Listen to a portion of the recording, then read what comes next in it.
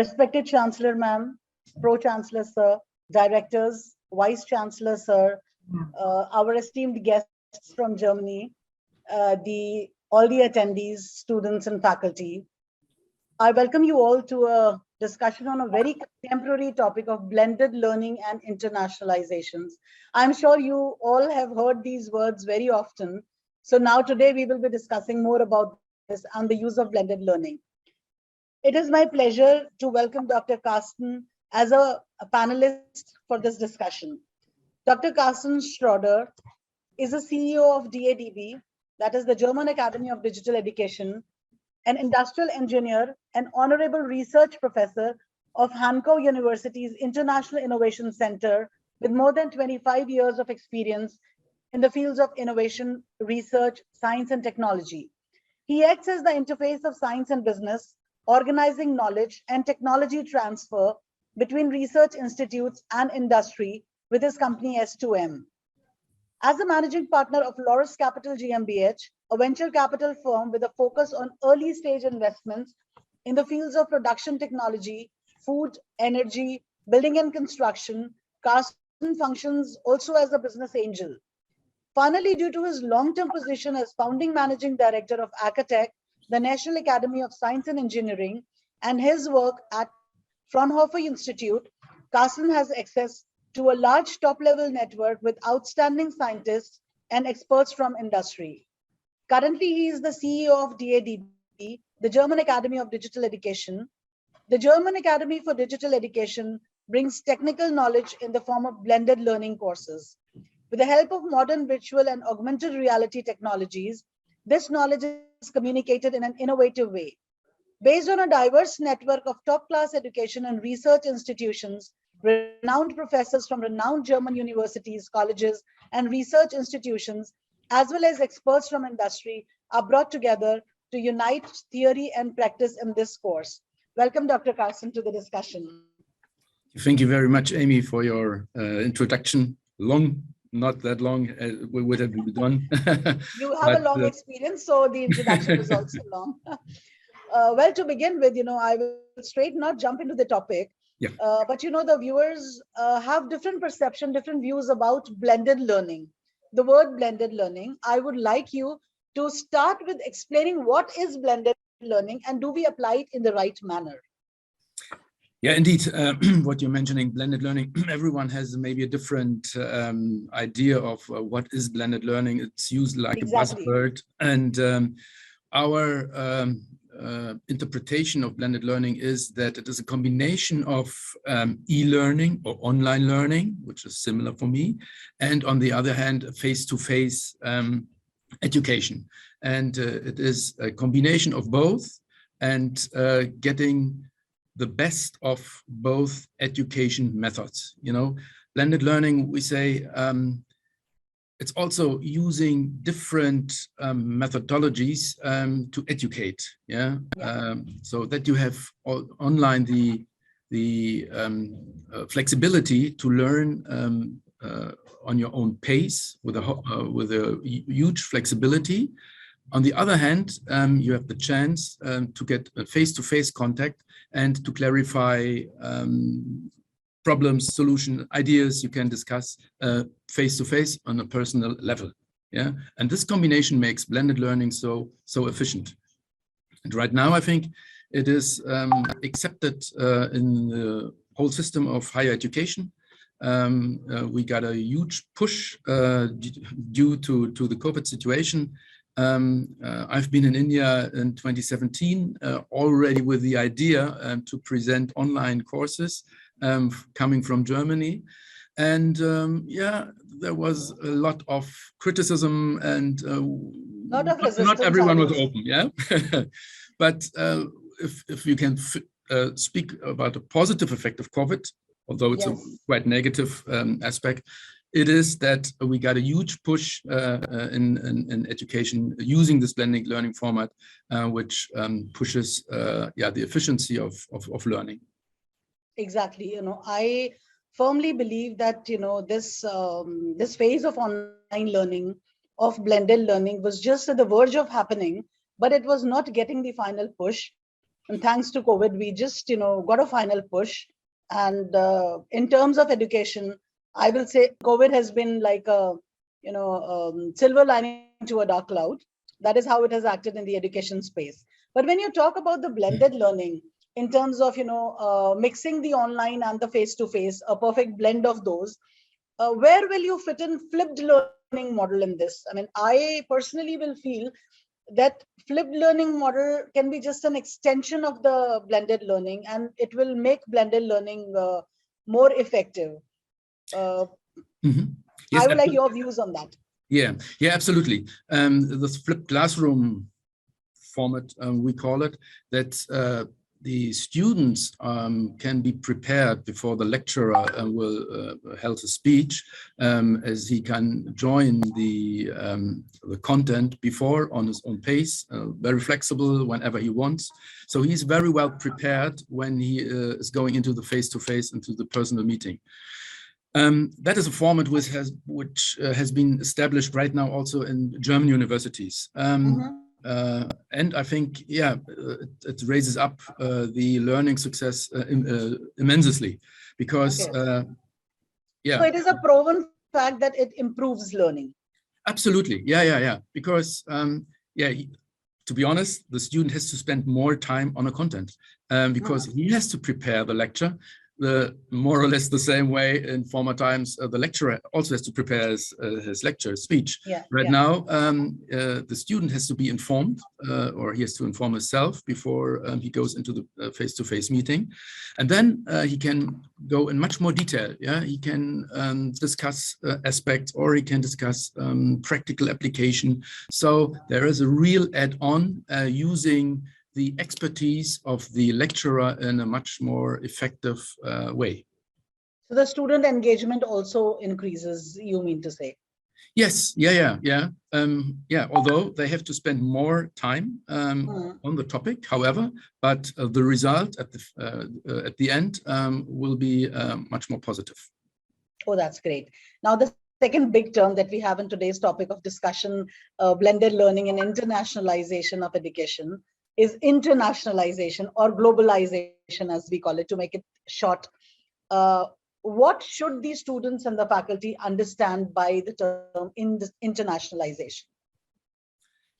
I think we can have a view on two levels. Internalization of the university or the college, so the institution itself, which can collaborate with other universities so that they can offer their students a very attractive program, which means that they can use online courses which come from outside, not from their own faculty, but getting interesting content, state of the art from outside in an international context, on one hand. And then for the students on the personal level, it is the chance, to look over the own horizon, to get impulse from foreign countries, and maybe have an idea to also have the idea to go into the world, make students exchange, use summer, winter universities, and get in touch also with international partners. So you mean when we talk of student exchange or semester exchange programs, or for that matter, even international internships with the different universities, different companies, does that also satisfies the definition of internationalization? Yes, I think so. And that's my interpretation. As we said, okay, blended learning is the tool for us, and DADB is a tool to open up and to give the opportunity to students to internationalize their self. The tongue breaker for me, you realize that. Exactly. Yes, because coming a little bit to what we are offering in DADB is, of course, we are bringing online courses to foreign or emerging markets, such India, such as India. But we are not only a provider of online courses. We do much more. As we are here right now at the Hindustan Institute, we would like also, and that's our great advantage, we have our USP, that we have a huge network also to German universities and research organizations.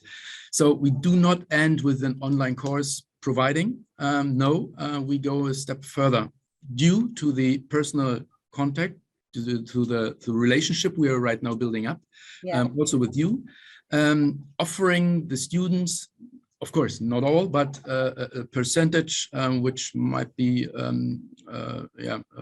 doing good results with the online courses, the possibility to take part into a summer winter university in Germany, for example. And we have different universities with different topics you can choose from, or you can get an internship, etc. So that's what I wanted to say. Blended learning, we see it as a format in our interpretation, as a format which enables also internationalization. Yes. So I will sum this up as, I am a firm believer. I have always believed that education is something which should be used to setting up a person free. The person should not have the boundaries of geographies, of time, of culture. So if I want to learn, say, 5G technology, I should not be restricted in any way to learn it from my local faculty. If I am comfortable with an expert from Germany, like at DADB, so I should have that opportunity to learn without boundaries, without the boundaries of time, everything.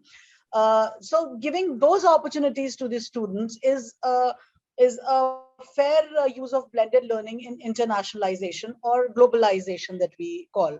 So a person can be sitting anywhere in a small town of India, but can still be learning from an expert in anywhere in the world at whatever time they feel comfortable. So that is what is the beauty of blended learning, according to me. My personal view. This is. I don't know about you, but yes, I feel that.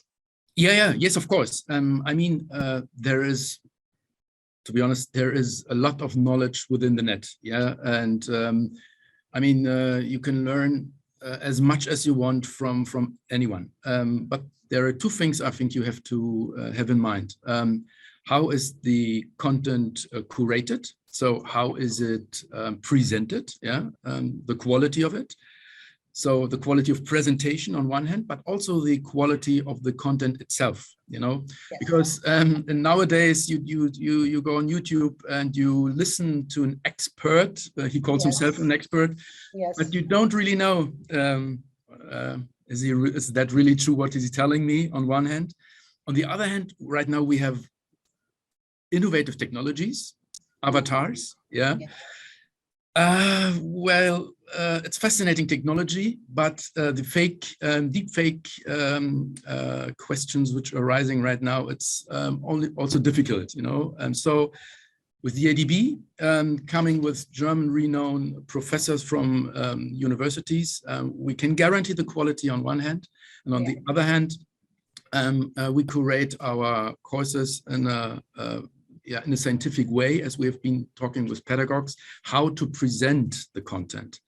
And that's also a learning curve I think we've done after COVID. The faculties, they have to act very, very fast due to the situation. University was closed. So what they did was like an online meeting like we did here via Zoom, or we started with Skype, I think, when we improved a little bit then the tools. But in general, it was like he has taken his 90 minutes lecturer face-to-face into the internet, and recorded it maybe. But that's not the format which is attractive to students nowadays, especially online, because it's very hard to listen 90 minutes when you get higher education content. For that matter, I will say any content when it comes to education, 90 minutes becomes too long. So as I was discussing with someone, someone pointed out to me that everything is available on the internet nowadays. So why should we take online classes? coming for online classes. Instead, we can go on the internet and search. I said, yes, you can. But for a particular topic that you are searching, probably you will get, millions and millions of results. How do you know which is authentic? Yep. That is what a faculty or an expert will do. That is where that expert or a faculty can help you to understand what is correct, what you should follow and what you should not. So ideally, that is what probably you also mean when you say that, over the internet, I agree, everything is available, but you cannot follow everything. Yeah. Yes, of course. If we are offering our courses to universities and college partners, and I would like to point out that we are not want to get in competition to the to university colleges. We would like to offer our content as a tool for their students. That's very important for us, so that there's no competition between us partners. And yeah, I lost my idea. What I wanted to say. Never mind. So let's get on with this. We already discussed, why blended learning can be a tool for globalization. Now, what are the challenges and solutions you see in the higher education space vis-a-vis the blended learning and internationalization? So first, let's talk about the challenges, and then we'll go on to the solutions. Yeah, the challenges is what I tried to mention a little bit before is that you have to present your content as a lecturer in a very engaging way, because the attention span of the young generation right now has changed tremendously when I was studying, for example. Yeah, right now you see the young people having their handheld or the smartphone in their hand, switching from one topic to another topic. Yeah, so the attention span has dramatically reduced. That's what I meant. Also, you can't transform your traditional lecture 90 minutes like you did it in a face-to-face meeting. Yeah, you can't do it online. After 10 minutes, the students either they fall asleep or they will they get distracted. Simple. Yeah, or take their smartphone or do something else. So that's the challenge right now, to meet the expectations also of the young generation, because they get presented their content from other channels very lively. So if they play games, for example, yeah. So the gamification approach could be one idea, also to integrate it into education. Education should make fun, yeah. So that's why we also have this term of edutainment, yeah, education and entertainment. Entertainment, yes. Yeah. However, in a field of higher education, the main topic will be, of course, of education, or not the entertainment, because yes, it's higher education, it's a serious topic. So, but it can have some lively aspects. If you make quizzes, for example, they can have some gamification aspects where you also use your smartphone for that. Yeah, and that engages the people, the young generation, to join such online course. And the challenge come to another point is, and that's also where we fit in, is that you could learn from the best if you have access via the online courses to special content. But what we said, the challenge is, to figure out, what is relevant and what really brings a benefit also for the students. And also there, DADB fits in, as we have the aim to offer really relevant content to the students, as we deal with topics which are state of the art on one hand.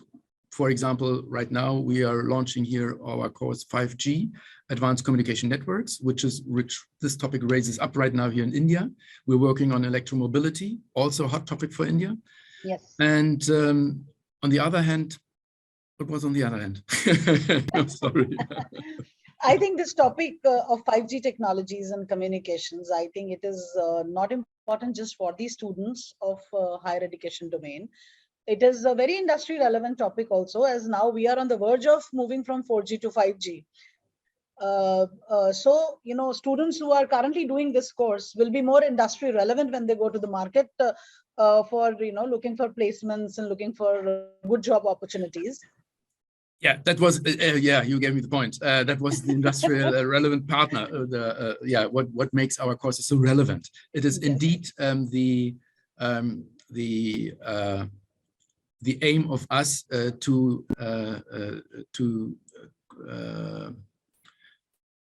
make students more employable, to offer them content which is provided from from industry companies. So we have realized that there's obviously, also in Germany, but here in India, extremely a gap between the qualifications the students get from their university on one hand, and the qualifications which are needed in industry. So what we heard is that, industry complains, we have to educate the graduates for another year so that they can useful for us. Very true. Yeah. And on the other hand, if you don't have the qualifications, there is the risk to get unemployed, as a graduate. Although we have been, you've been taught, you've been got theoretical knowledge, however, you can't apply it. So that's really an issue from our side, that we want to bridge this gap and to step into this part to offer content which is relevant for the industry. So that means, in consequence, it is relevant for the student to get this content so that he is more employable, that he has more chances to get a job he would like to get. Just going a little off the track, I probably am thinking loud. How does adaptive learning fits in the picture with blended learning? What do you mean by adaptive learning? Adaptive learning is, say, I am at level 1 now.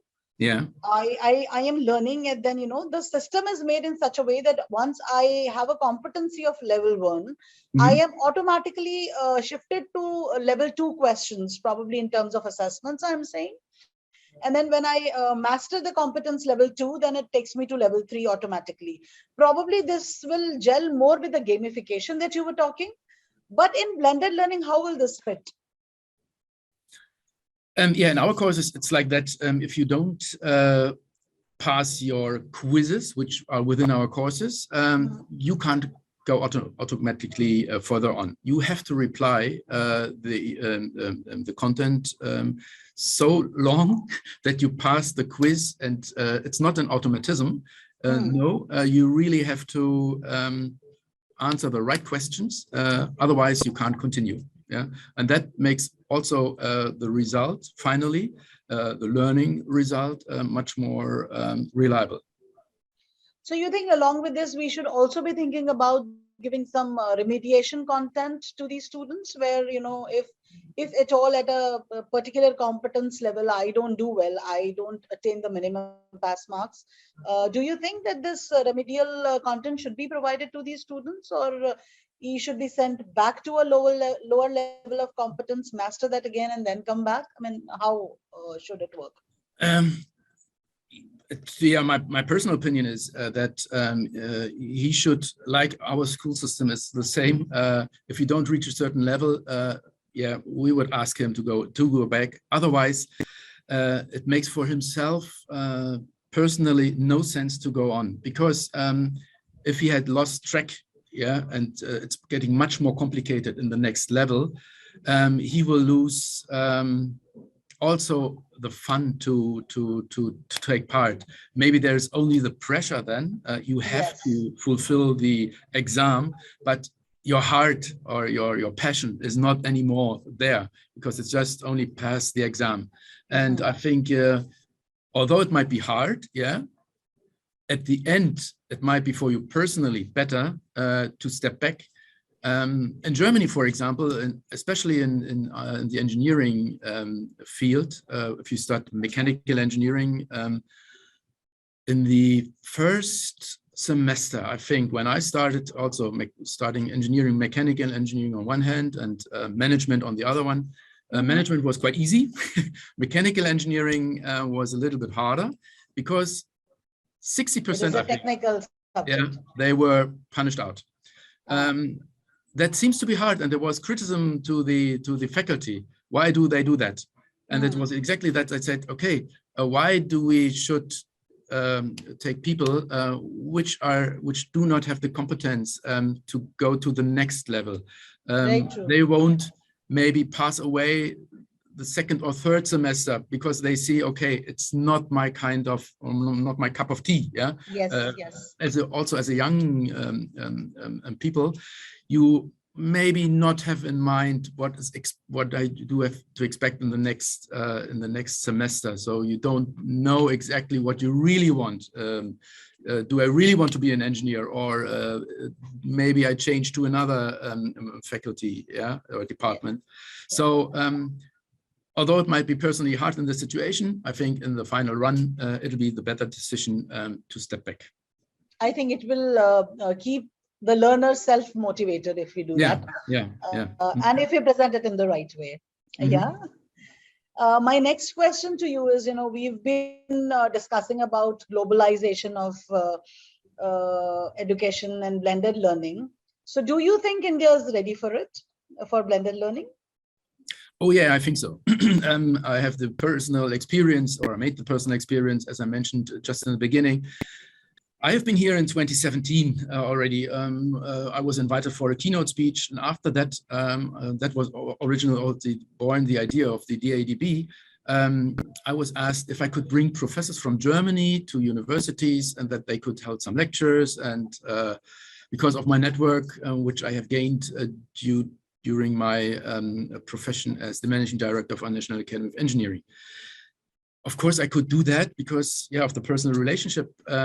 However, it's quite an effort, and the outreach for a lecture is quite low. So it's not a model which you can scale up. And coming back then to Berlin, there was the idea, not to bring the professors to India directly, but to record them. We built up a AR/VR studio there, and to record them in a very lively way. During that time, we have developed our technology. So it was quite in the beginning. Coming back then to India in 2018 with the idea not to bring the professors directly, but bringing online courses to India. As I mentioned before, not everyone was open to be. There was a lot of resistance, I know, in the pre-COVID time. Absolutely. But as we mentioned or recognized also before, due to the COVID situation, the mindset has changed dramatically in a very positive way for us. So maybe possibly changed, but yes, it changed. Yeah. So what we realize here is that mostly everyone we are talking to is open for a serious discussion how they can use our tool for their education as our blended learning format. So on a personal level, that has changed, but also on a political level, I think. When I see how the government acts, that they more or less force the universities or colleges to introduce online courses, I think 30% must be something like that. So a high percentage already should be presented online. So that's also a push from the administrative part to participate in online learning. And and then what we also see is that there is obviously a very lively EdTech startup scene here in India. I think the most investments in EdTech startups is done in India. So I think India is more than ready. The first unicorn EdTech is from India.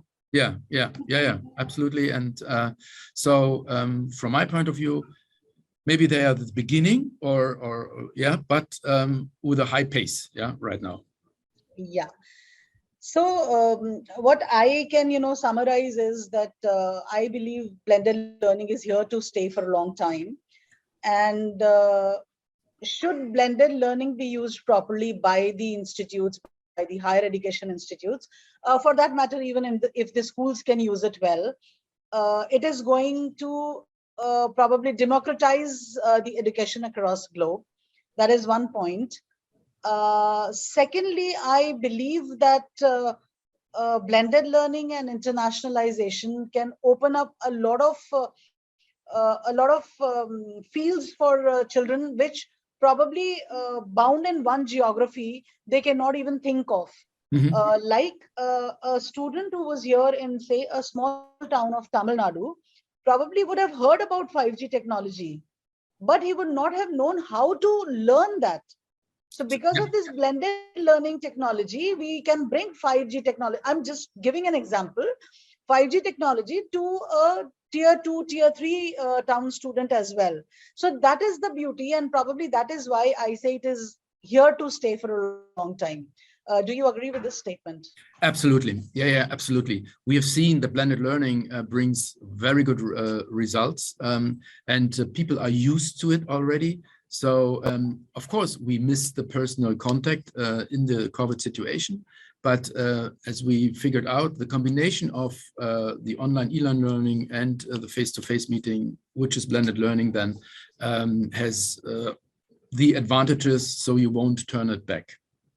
And yeah, from my point of view, also you brought this example, put it on a higher level of looking from our side, is that we would like to bring this knowledge from universities, so from German universities, to the emerging markets.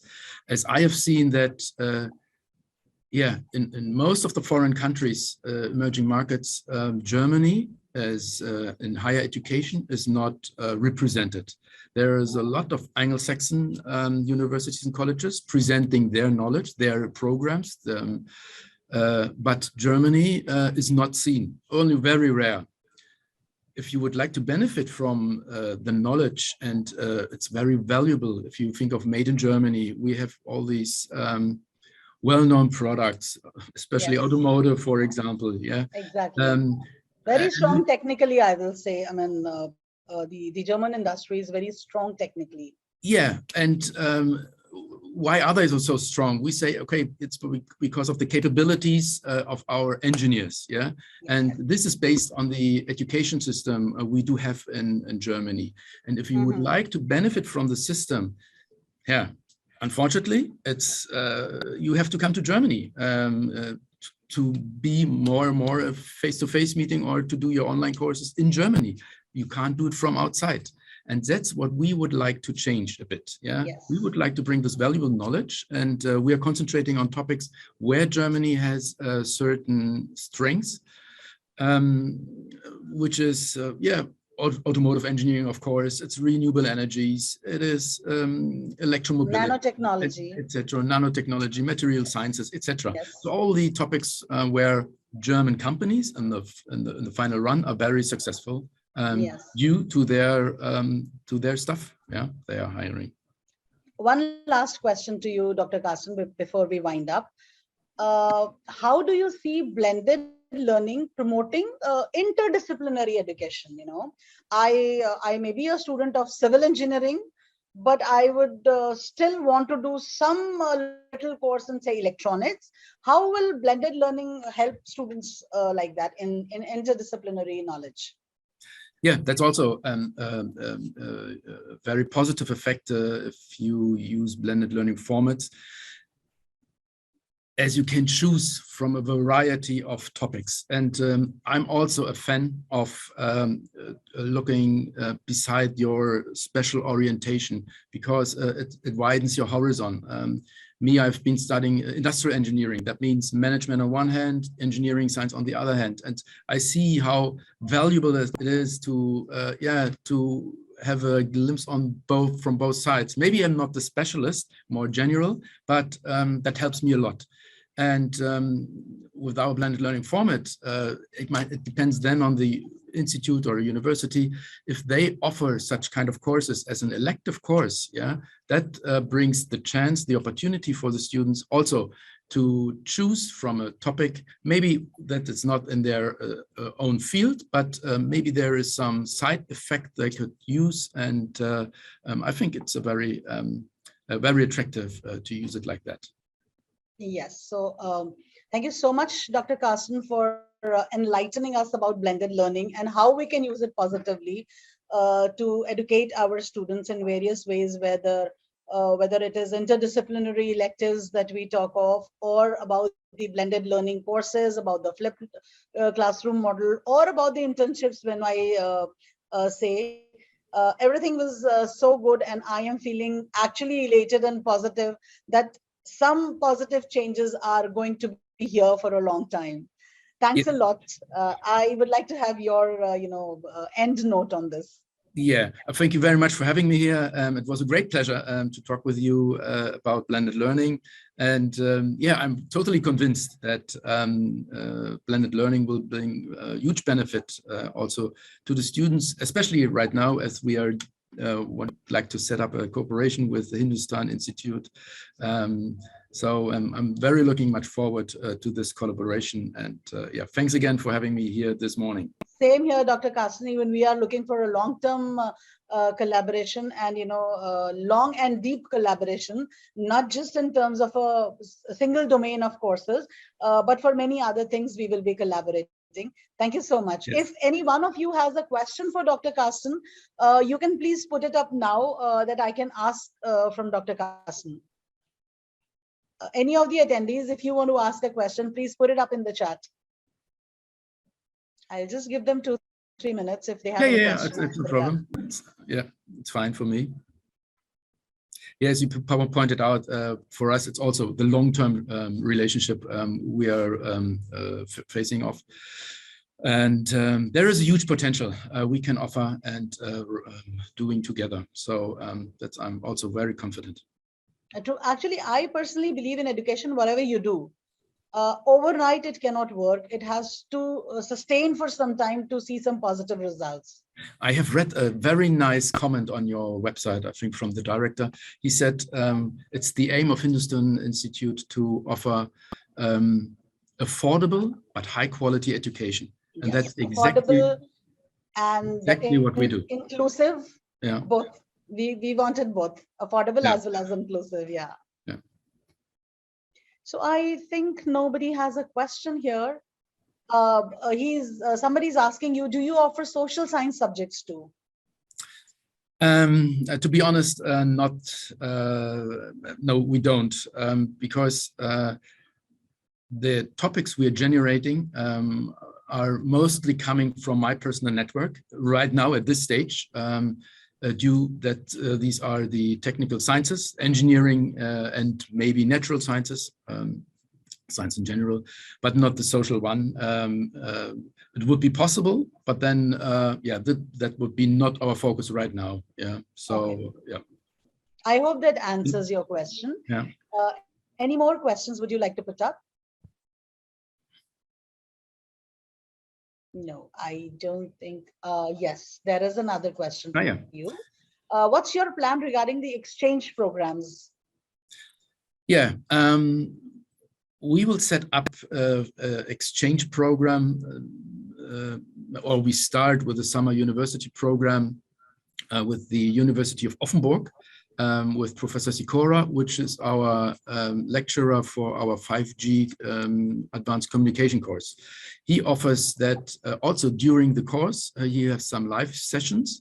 And if someone is interested to get in touch with him in Germany personally, we can arrange these summer winter universities, which maybe take, it's up to, it's up to the program, 1 week, up to 2 weeks. There you will be in a test laboratory, and the professor will explain again the content he has shown online. So that's the exchange program. And we're offering also a scholarship. So if someone has extraordinary results doing our course, then he's maybe able to get this scholarship. Otherwise, of course, it's a payable course. But also, as I mentioned just right now before, it's really affordable to join. Okay, that's good. So I hope that answers your question. I don't think we have any more questions now. So, okay, it was great talking to you, Dr. Carsten. I mean, your views were very much what I think about blended learning and globalization. And it was an absolute delight discussing this topic, which is very close to my heart, discussing this, loudly and verbally with you. Thank you so much. I thank you. It was a pleasure to talk with you, to discuss with you. Also, Thank you so from my much. side. Yeah. Okay. Thank you. Thank you so So, much.